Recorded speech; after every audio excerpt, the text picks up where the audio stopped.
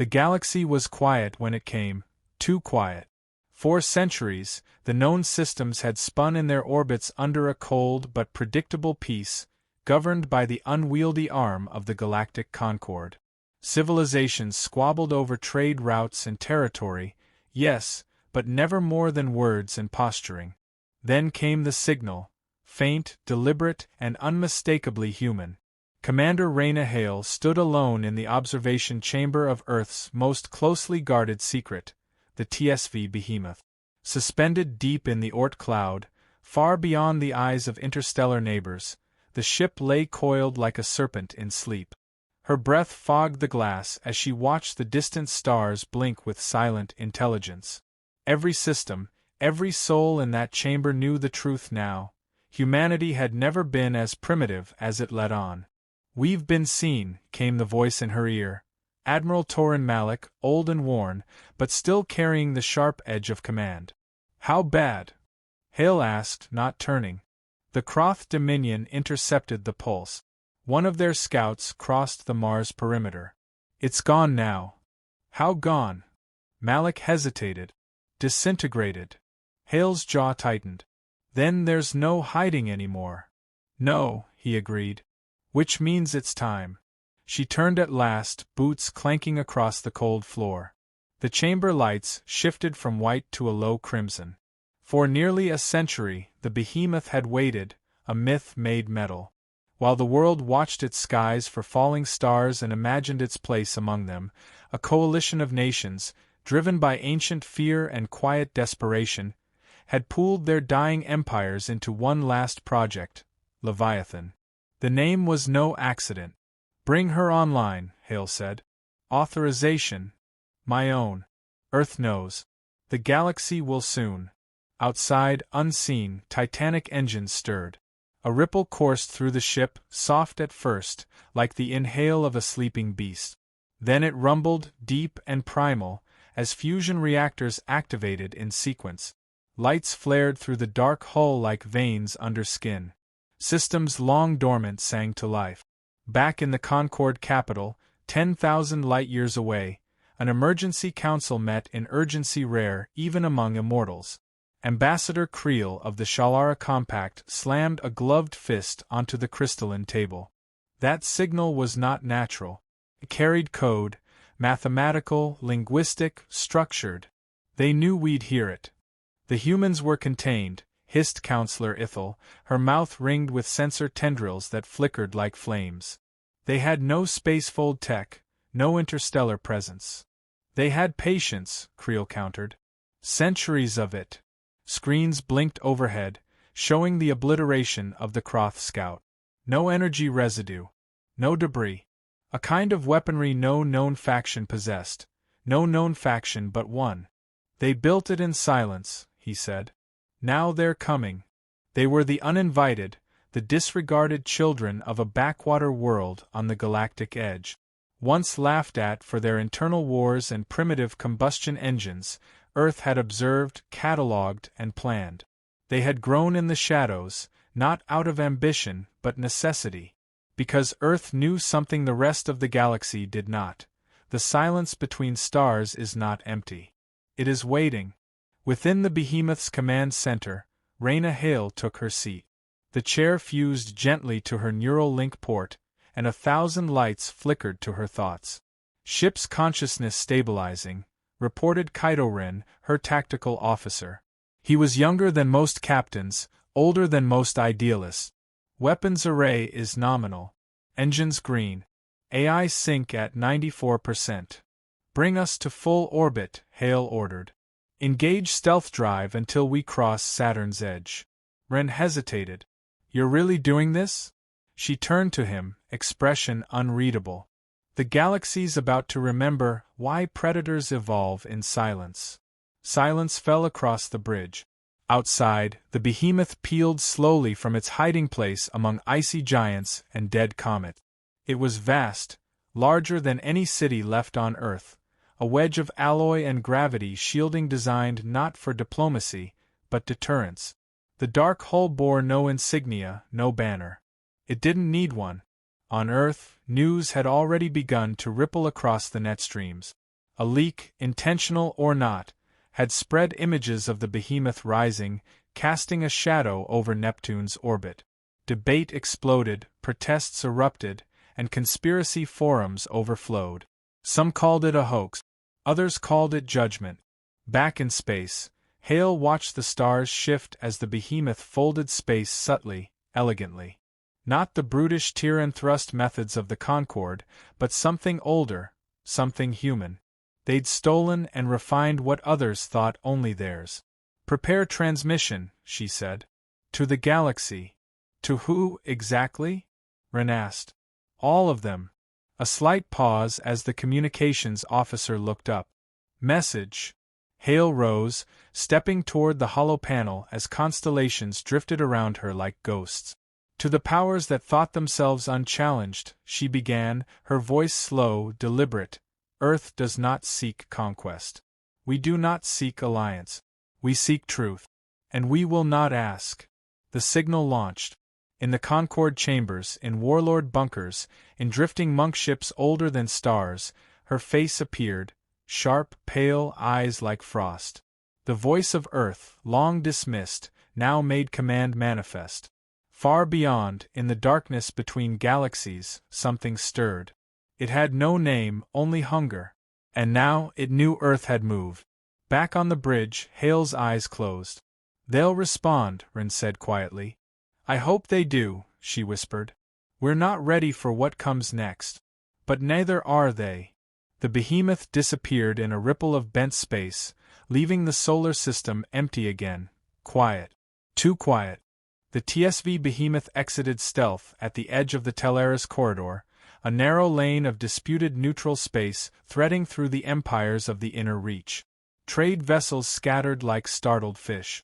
Even from hundreds of kilometers away, its mass eclipsed the background stars, its dark hull eating the light. Silent and motionless, it hovered like a judgment unspoken, daring the galaxy to blink first. Inside, Commander Reyna Hale stood in the forward control ring, observing the flurry of data streams cascading across the curved glass displays. The hum of the ship's systems pulsed in her bones, familiar now, like breath. Beneath her, the crew moved with precision, engineers, navigators, tacticians, each a hand of the giant. "The Teleris beacon is hailing," said Kylo Ren, his voice edged with anticipation. "Let them speak." A hologram bloomed in the air. The face of an alien dignitary, elongated, adorned with rings of ceremonial bone and violet skin etched with flickering sigils, flickered into view. His name was Vash Thursday, Speaker of the Teleris Council. "Earth vessel," Vash Thursday said, his voice filtered through layers of translation matrices. "You violate sovereign transit space under no declared alliance. You arrive armed, cloaked, and uninvited. State your purpose." Hale gave no reply at first. Silence was its own weapon. Finally, she said, "We travel where we must. This corridor is not yours. Nor anyone's. It's a seam in your empire, and Earth moves along seams." The alien's eyes narrowed. "We are not without defenses. Neither are we without cause." The transmission cut. Seconds later, long-range sensors lit up. Dozens of ships appeared, unfolding from phase space. War-class vessels bearing the insignia of the Kroth Dominion, aggressive, heavily armored, and legendary for their lack of diplomacy. The message was clear: leave or be erased. Ren looked up. "They're giving us 5 minutes to reverse course." "Do they know what we did to the scout?" Hale asked. "They know," said Malik from his station. "They just think it was luck. They're about to learn otherwise." Inside the Kroth command ship, Admiral Durrell watched the behemoth's silhouette with mingled rage and curiosity. Their scanners struggled to pierce its armor. No known alloy matched its readings. No energy signature corresponded to a readable weapon system. It was not like the others. It was not of the others. "Begin orbital barrage," Durrell ordered. "Crack it open." The Kroth fleet surged forward. A storm of plasma torpedoes and particle lances carved space between the fleet. The first salvo struck the behemoth's forward hull. then vanished. No explosion. No impact. Ren's voice was tight with disbelief. The projectors ate the entire barrage. Anti-event shielding, Malik muttered. We weren't even sure it worked. They are firing again, the AI announced. This time, Earth answered.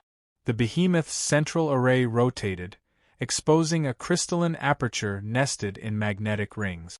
Light collapsed inward, then exploded outward in a silent burst of bent space and raw force. The gravitational shockwave slammed into the Kroth fleet like an invisible fist. Dozens of ships crumpled, warped, and vanished in a single moment, as if torn from existence. 37 enemy ships down, the AI confirmed. 0 human casualties. The rest fled. Not out of strategy, not out of leadership, but from instinct, the kind that remembers predators. Hale didn't smile. Let the wreckage drift. Leave the bodies untouched. Let them speak louder than us. Malik exhaled slowly, fingers steepled. And now the whole galaxy knows. Not yet, Hale replied. But they will. 3 hours later, Earth's transmission reached the Concorde, uncut, unaltered, undeniable. No threats, no boasts, just footage of the battle. A message encoded into the data stream followed. Respect is not requested. It is required. In the council chambers, debates turned to arguments, arguments to fear. The illusion of Earth's insignificance shattered. No longer just a planetary species clawing toward the stars, Earth had revealed itself as something more, something dangerous. Something deliberate. On the behemoth, Hale stood alone in her quarters, the stars wheeling slowly past the observation slit. The ship felt different now, awake. As if it too understood that the game had changed. She activated her personal journal. A thin holographic panel hovered in front of her, her own face staring back. Day 1, she said softly. The galaxy has met us, and it ran. She paused. But it's not them I fear. She cut the recording. Elsewhere, far beyond even the furthest beacons of the Concorde, dark space stirred. In regions where light bent unnaturally and no communication dared to travel, old things waited. Silent. Watching. Feeding. Their time had not yet come. But it would. And they now knew Earth had moved. The silence after the battle did not last. Within 2 standard days, emissaries from 12 star systems reached out, not with weapons but with words laced in suspicion and fear. Each message carefully crafted, veiled in diplomacy, yet bleeding with a single question: what does Earth want? Commander Reyna Hale sat in the behemoth's strategic observatory, a glass dome nested within the hull like the eye of a beast. Here, the stars seemed closer, more watchful. Kydo-Ren stood across from her, a collection of emissary transmissions queued on the console between them. Malik remained silent nearby, arms folded, his expression locked in a constant state of measured skepticism. The Concorde wants an audience, Ren said, skimming the latest communique. They've offered a summit on Elisa. Neutral territory. They promise safety. Hale laughed under her breath. Safety from what? Us. From each other, Malik replied, voice quiet but heavy. The Concorde fears its own now. Earth just reminded them how fragile their alliances really are. A pause settled. Hale reached forward, tapping a spinning star chart. The image narrowed, zooming on a singular system, Elisa. Once the cradle of peace talks during the War of the Ascendant Suns, now repurposed as a crucible of tension. She studied it for a moment. We'll go, she said. Ren blinked. Just like that. We came here to be seen, she replied. And they've seen the flash. Now they need to hear the voice. Malik's brow lifted slightly. You trust them not to set a trap? No, Hale said. But they don't trust each other enough to make one work. 3 days later, the behemoth descended toward Elisa Prime's surface under heavy escort. Dozens of fleets tracked it from orbit, their weapons primed but silent. The planet itself was beautiful, lush valleys of sapphire trees, twin suns casting long shadows over spiraling cities of crystal and steel. It was a world designed for optics, a stage dressed in elegance to hide its tension. Hale stepped from the landing platform with her officers at her side. Around her, dignitaries from dozens of civilizations stood waiting. Some masked, others towering. Some breathing vapor, others radiating light. All eyes locked on her with the kind of stillness that animals share before a storm. A path opened, and from it emerged the Concorde's speaker, HFY, a being of light-born plasma encased in an armored humanoid shell. The heat around him shimmered, but his voice, transmitted directly into Hale's mind, was calm. "You arrive boldly. We don't know how to do it any other way," she said. "You've upset a balance. You've made the galaxy ask questions. It was overdue." They walked together beneath the domed ceiling of the summit hall, its high spires humming with energy, its walls embedded with memory stones that flickered with echoes of past negotiations. Inside, the full council awaited, dozens of power blocks, warlords, monarchs, and post-organic collectives seated in a ring of authority. Hale entered alone. Her image flickered across 1,000 holofeed. Every star system would see this moment. The Concorde speaker raised his hand. "Earth, speak." Hale did not move toward the center. She remained where she was, arms at her sides. "You've always underestimated us," she began, her voice amplified without aid. "You looked at our wars, our chaos, our scars, and assumed weakness. You thought our silence meant fear. You believed we would beg to belong." Murmurs spread among the council. She pressed on. "But we never asked for a seat at your table. We built our own. While you mapped the stars, we mapped each of you. While you debated, we prepared. Because Earth remembers something you've forgotten.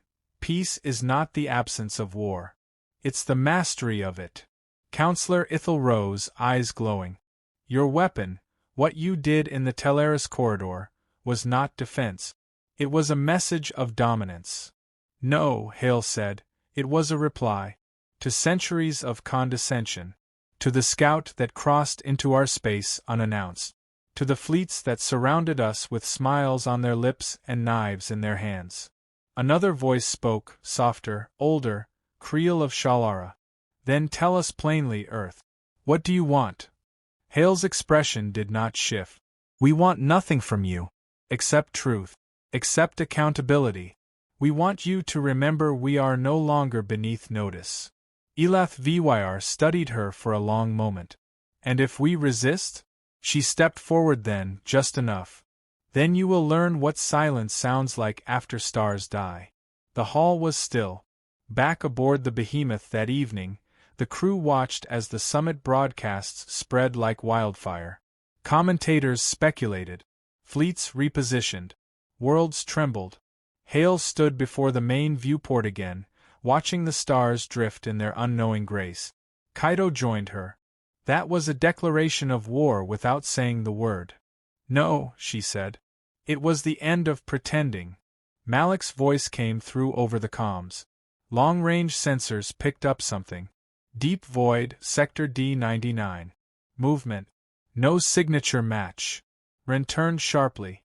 "That's beyond the old outer rim. There's nothing out there." "There is now." Hale's eyes narrowed. The galaxy had just been reminded of Earth's arrival. But in the deeper dark, something ancient had stirred. Something that had not moved in eons. And it had heard the echo.